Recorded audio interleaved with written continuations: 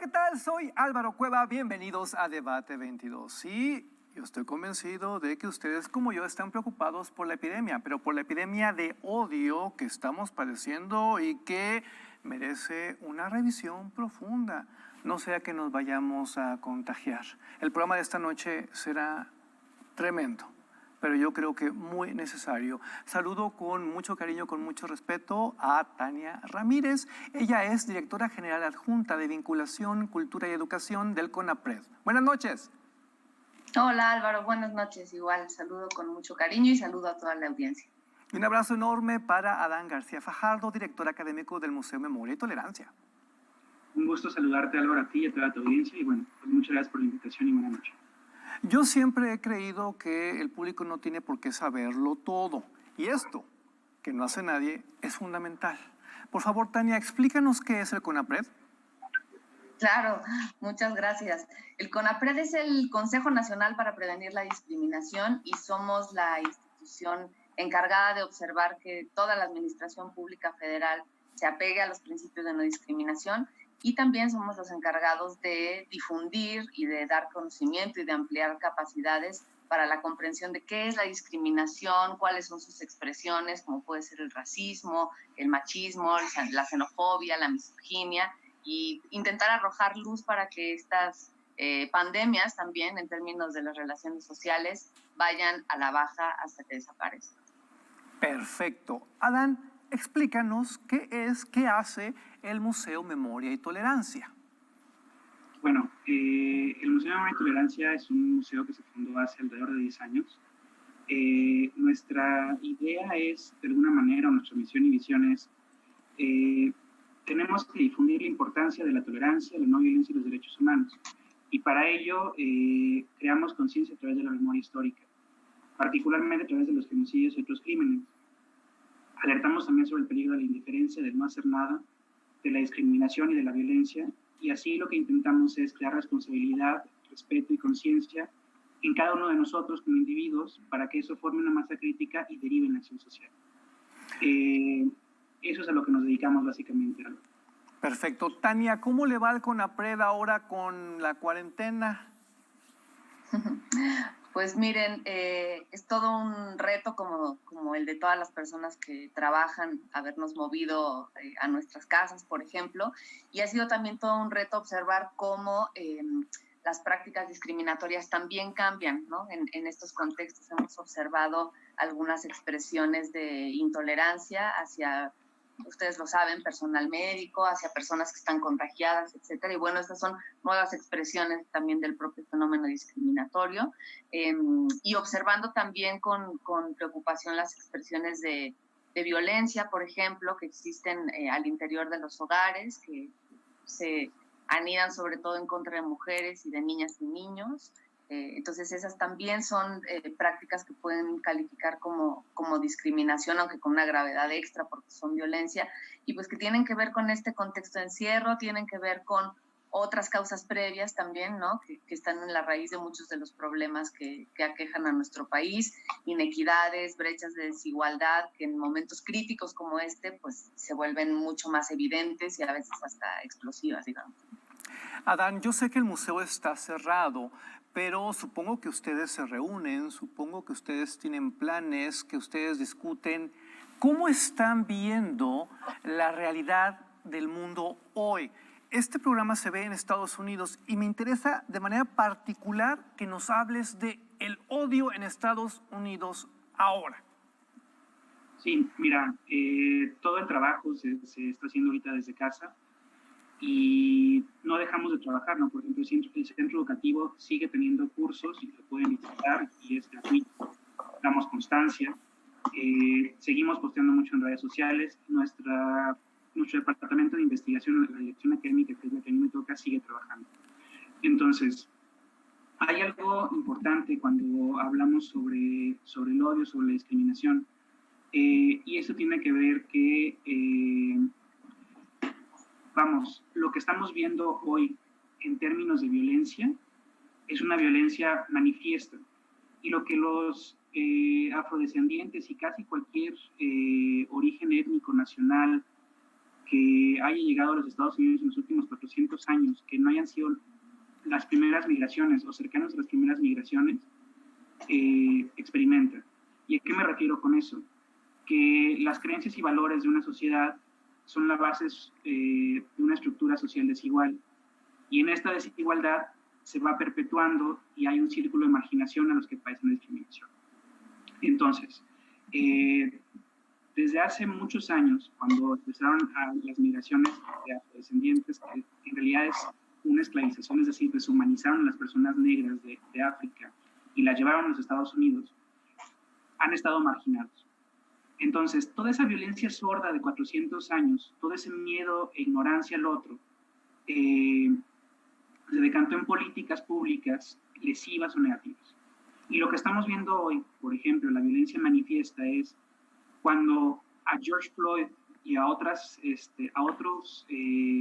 personas negras son asesinadas por los policías, y aquí hago énfasis en el término asesinato, no es un abuso de autoridad, no es una falta de protocolos, es un asesinato. Entonces, eso que estaba sordo, esa discriminación, esa violencia estructural contra las personas afrodescendientes y también contra muchos otros, pero hoy visibilizada por los afrodescendientes, estalla. Y entonces, el odio que se ve es un odio que ha estado guardado por dos cosas, pero principalmente por el miedo. Hay mucho miedo a la violencia del Estado, la estructura estatal, contra los negros, contra las personas marginadas y contra las personas pobres, y contra aquellos que no pertenecen a la organización, por así decirlo. No pasa solo en Estados Unidos, pasa también en México. Excelente, porque yo quiero que Tania nos diga por qué en México casualmente estamos explotando en un sentido más o menos parecido.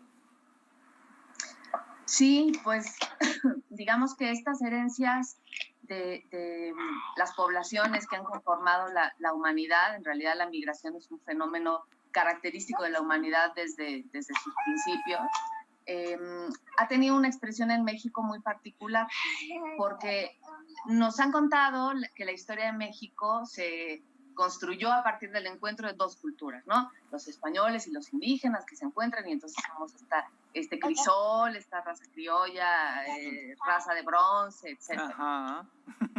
Pero algo que nos olvidamos de contarnos a nosotros mismos, y que está bien, como decías al principio, Álvaro, no tenemos por qué saberlo, no estaba en nuestros libros de texto, nuestros abuelos y abuelas no nos lo contaron, es que en esos mismos barcos en los que llegaron los españoles venían personas de África, venían personas negras.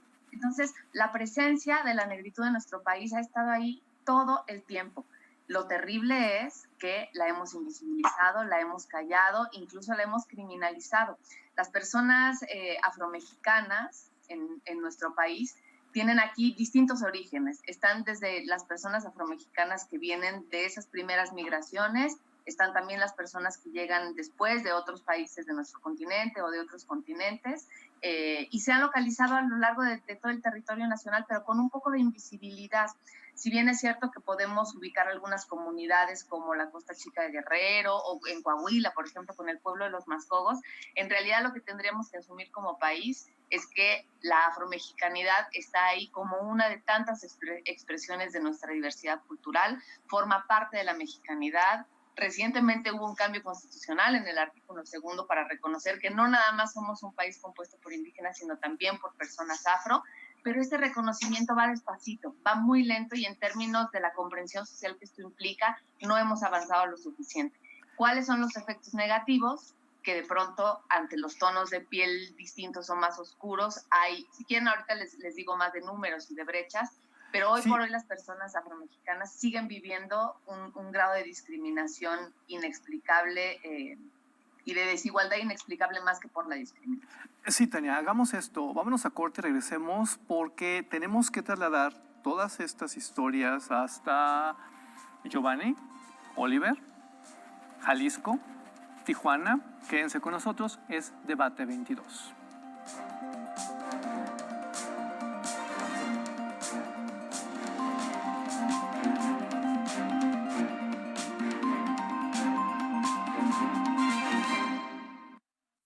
derecho a identificarte es esencial. Por eso, tu INE ha trabajado en innovaciones tecnológicas que lo garantizan.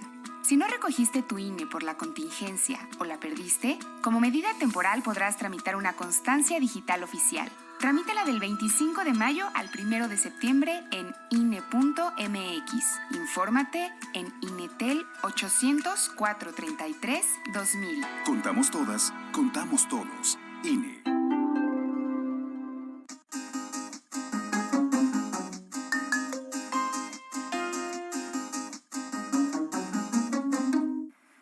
Seguimos en Debate 22 hablando de el odio. Y yo quisiera, Adán, que nos explicaras la diferencia entre las expresiones del odio en Estados Unidos y las expresiones del odio en México. Creo que vamos a aprender mucho. Mira, es complicado la cuestión porque odio es muy amplio y creo que también en este caso es la explosión de la violencia, ¿no? Las estructuras estadounidenses y las estructuras de México no son lo mismo y sin embargo se parecen, ¿no? Están cimentadas en la discriminación y están cimentadas en la dominación. ¿Y a qué me refiero con ello? Lo que está pasando alrededor del mundo, la crisis que tenemos de COVID, viene acompañado de un confinamiento y viene acompañado de una presión sobre cada uno de nosotros en términos de lo que podemos pensar como supervivencia, ¿no? Vamos a tener trabajo mañana, vamos a tener recursos mañana, va a regresar la economía, voy a poder regresar a salir a la calle, voy a poder hacer ejercicio, voy a poder. Todas las posibilidades nos las fueron quitando. No porque alguien lo haya hecho, sino porque parece ser que en este momento era necesario, pero quienes enarbolan esa necesidad son los estados nacionales. Entonces, si a todo eso tú le sumas a la discriminación, a la violencia de muchísimos años, 500 en el caso mexicano, 400 en el caso estadounidense, el abuso, entonces lo que se pensaba que iba de alguna manera a detener esta escalada que iba como de conciencia naciendo en el continente, y podemos pensar en Chile y las revueltas a finales del año pasado, podemos pensar en el 8 de marzo, podemos pensar en otras manifestaciones en Estados Unidos. Es decir, había disminuido la ola de explosiones sociales cuando las personas que están confinadas con miedo ven que a pesar de estar confinadas, a pesar de la situación que estamos viviendo, hay violencia, entonces estalla una, ¿cómo decirlo? Una manera de decir hasta aquí, ya estuvo, no más, o sea, me tienen en la casa, me tienen confinado, ha habido violencia por 400 años, y aparte de todo eso, me van a matar. El miedo es increíble, ¿no? El miedo es la impotencia es mayúscula, entonces salen a la calle. ¿Qué pasa?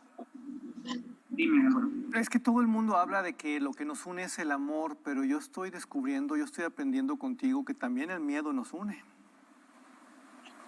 De alguna manera, pensémoslo como dos dimensiones diferentes, ¿no?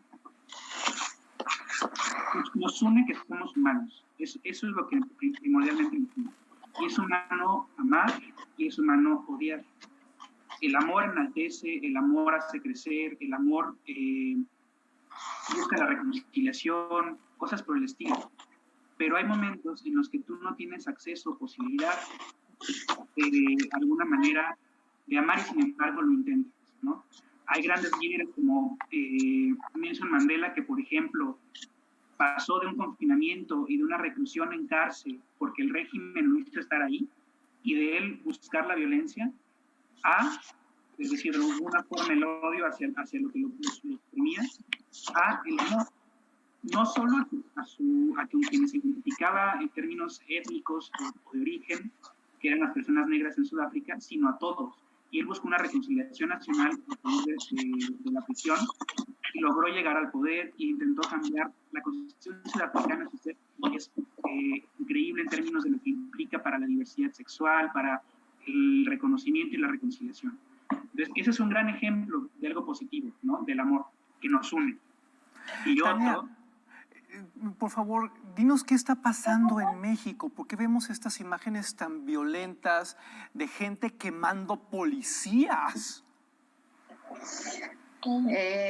Quizá respecto a lo que decía Dan ahora, me gustaría añadir que El miedo es una respuesta natural, digamos, de las personas, incluso de los seres vivos, digamos así, ante una situación cambiante.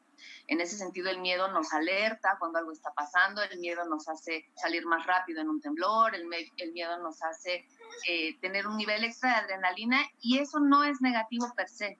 El problema es cuando ese miedo se expresa con encono y se mezcla, déjenme decirlo así, en una mezcla tóxica con el desconocimiento, la desinformación y los prejuicios y los estigmas. Entonces, en esa mezcla es donde las expresiones de odio pues no son, digamos, aleatorias ni democráticas, están también dirigidas hacia determinados personajes, ¿no? Por eso la preocupación en Estados Unidos de la población negra y afrodescendiente, por eso la preocupación también acá de lo que sucede contra los jóvenes, por ejemplo, también contra población afro, ¿no? Las personas afro nos revelan que muchas veces cuando sucede algo, las primeras personas a las que van a interrogar o a las que llevan frente a la justicia son ellas. Es algo que se llama perfilamiento racial. Entonces, cuando ese miedo se combina con estos prejuicios y con el estigma, es decir, con la carga negativa asociada a determinadas características en un grupo poblacional, pues la combinación es muy densa, ¿no? Y como decíamos al principio, estamos en un momento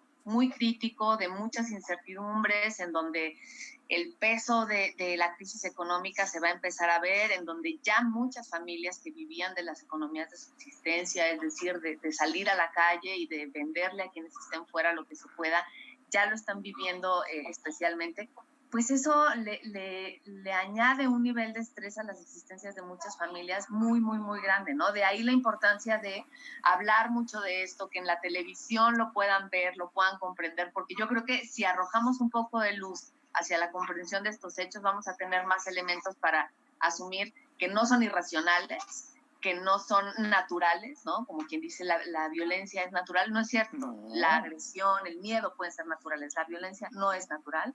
Y de ahí la importancia también de llamarnos a actuar articuladamente como sociedad desde el deber de los estados y desde las responsabilidades que todas las personas tenemos, ¿no? Y es que además la violencia no es chistosa, la violencia no es divertida, la violencia no tiene que ser una pose. Vámonos a corte porque regresando quiero que nuestros expertos nos enseñen a prevenir el odio, a prevenir la violencia, a vacunarnos contra esta otra pandemia. Es Debate 22. Regresamos.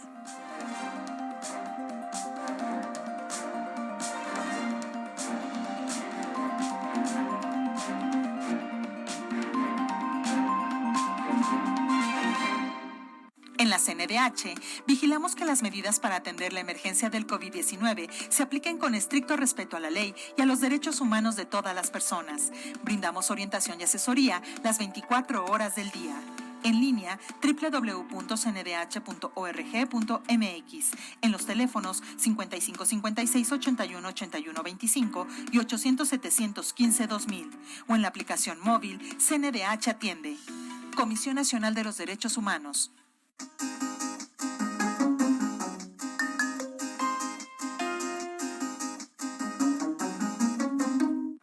Llegamos al último bloque de Debate 22. Estamos con dos grandes expertos hablando sobre el odio, sobre el racismo, sobre la violencia, sobre todo esto que nos invade. Y Tania, pues mucho racismo, pero en CONAPRED, por ejemplo, ¿qué otras expresiones de odio están viendo? Háblanos, por ejemplo, de la violencia en contra de la mujer, que es un tema tan terrible en México. O a lo mejor estoy diciendo una barbaridad y es otro asunto. No estás diciendo una barbaridad, es así. Digamos que si pudiéramos ubicar 3 núcleos del horror que hacen que se anide más todavía la discriminación y las expresiones de la violencia, estaríamos hablando de sexismo en general, clasismo y racismo. Como que en esos 3 núcleos radica la peor expresión de la vivencia de la otredad en la humanidad. Y en sexismo, hablar de violencia contra las mujeres, sin duda, pero también la violencia que sufren grupos de población como el de la diversidad sexual, por ejemplo. Si pensamos en las mujeres trans, que son esos hombres que decidieron no seguir el mandato de la masculinidad, pues el encono con el que viven ellas y ellos la la discriminación a veces quiere decir la muerte, ¿no? Esa violencia contra las mujeres, en el caso de las mujeres trans, se anida al grado de la muerte, por ejemplo, ¿no? Otras expresiones de la discriminación son la invisibilidad, por ejemplo, de grupos de población como las personas con discapacidad, como niñas, niños y adolescentes. Las personas con discapacidad en este contexto lo están pasando especialmente mal también, ¿no? Quizá no hablaríamos ahí de un asunto de odio. Los jóvenes siguen siendo hoy por hoy un grupo de población muy estigmatizado también y sobre el cual cae una carga, a menudo también de criminalización. Los datos de la ENADIS, que es una encuesta nacional sobre discriminación en México que levantamos y que están disponibles para que las vean, siguen diciendo que si las personas ven a un grupo de jóvenes reunidos en una esquina, está autorizado llamarle a la patrulla. No se dice qué están haciendo, no se dice qué, y tampoco importaría, ¿no? Simplemente ver un grupo de jóvenes reunidos en una esquina podría justificar el llamado de la policía. Me parece que eso arroja algo de luz sobre lo que hemos visto en estos días, ¿no? Adán, ¿las redes sociales benefician o perjudican? A mí me da miedo luego este fenómeno de los lords y de las ladies porque creo que es más como promoción que combate. Sí, mira, el auge de las nuevas tecnologías, la capacidad de las personas para registrar en videos cualquier actividad de hacerla pública ocasionó este fenómeno. Ahora, si tú piensas en los lords y en las ladies en la Ciudad de México y en otras partes del territorio nacional, pareciera ser que lo promocionan. Ahora, si lo vemos a la luz de lo que estaba pasando con George Floyd y otras, lo que vendrá seguramente, lo que está haciendo es visibilizar, ¿no? Otro ejemplo de Estados Unidos es esta persona que se dedicaba a ver pájaros en Central Park y cómo una persona blanca le empieza a llamar a la policía de manera urgente cuando él lo único que le había pedido era que le pusiera el collar al perro para que los pájaros pues, pudieran bajar y verlo. La persona blanca sabía exactamente lo que estaba haciendo cuando estaba llamando a la policía diciendo que una persona negra le estaba atacando.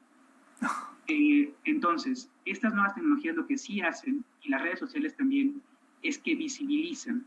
Y al visibilizar, nosotros tenemos evidencia de lo que estaba pasando. Una persona negra no la atacó, ¿no? Una persona negra le pidió que cumpliera con la ley. Un policía no tuvo un abuso de autoridad, un policía asesinó. Y eso está grabado, no todos lo podemos ver. Entonces, ¿qué sí es preocupante de las redes sociales y de los videos y estas cosas? Que la combinación de odio y tecnología es lo peor que puede pasar. ¿Por qué? Porque estamos viendo una multiplicación en redes sociales de grupos que se dedican al odio.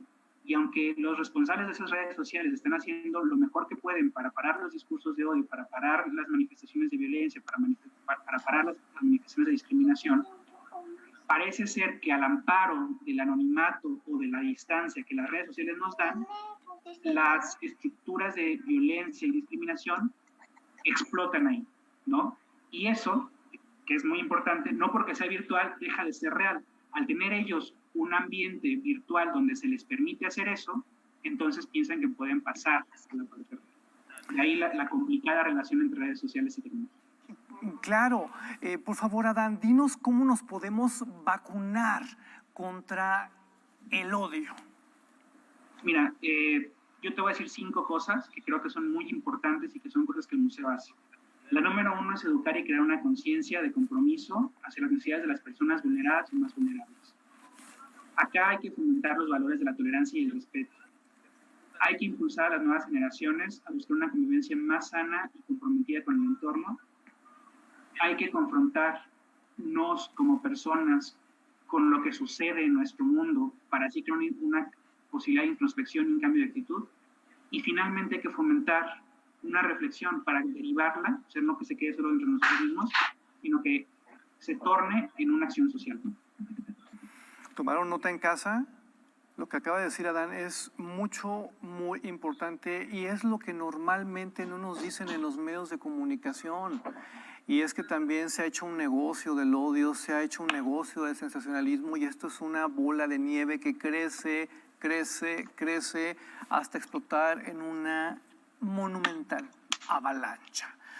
Aquí podríamos estar toda la noche porque este tema da para mucho. Hay muchas lecturas del odio, hay mucho que decir sobre México, pero yo quisiera que nos fuéramos con conclusiones.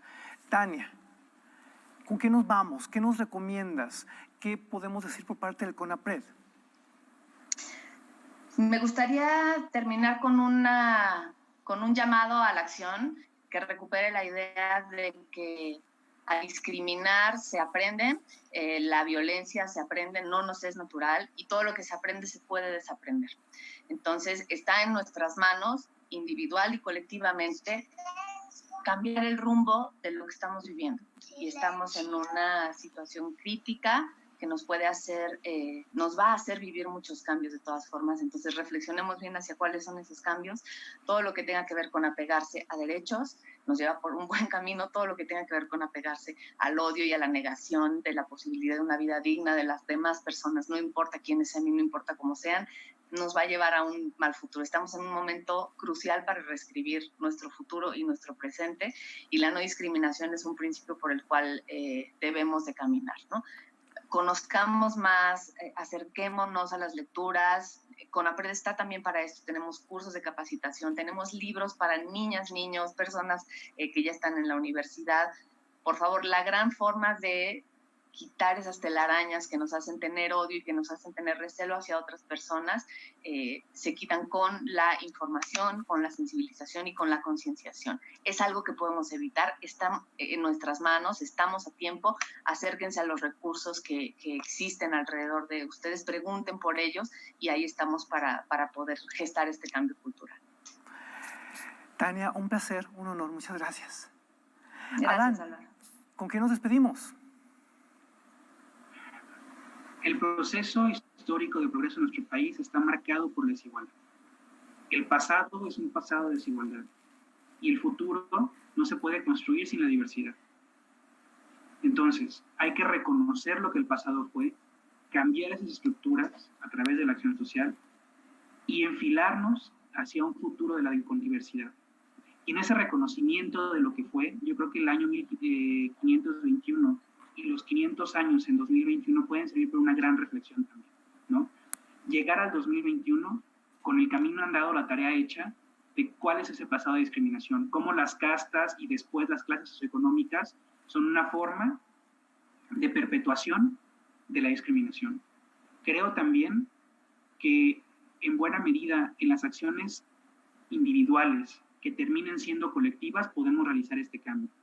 Y creo que algo muy importante es que además del miedo, el segundo factor del odio es la ignorancia. Y que cuando quebramos la ignorancia, cuando buscamos la verdad, podemos encontrar un mundo diferente. Entonces yo los invito a que vengan al Museo Memoria y Tolerancia en cuanto abramos, y que si no se metan a los cursos de capacitación que el museo tiene todos los días en sus plataformas digitales y que visiten nuestra página web para quebrar esta ignorancia.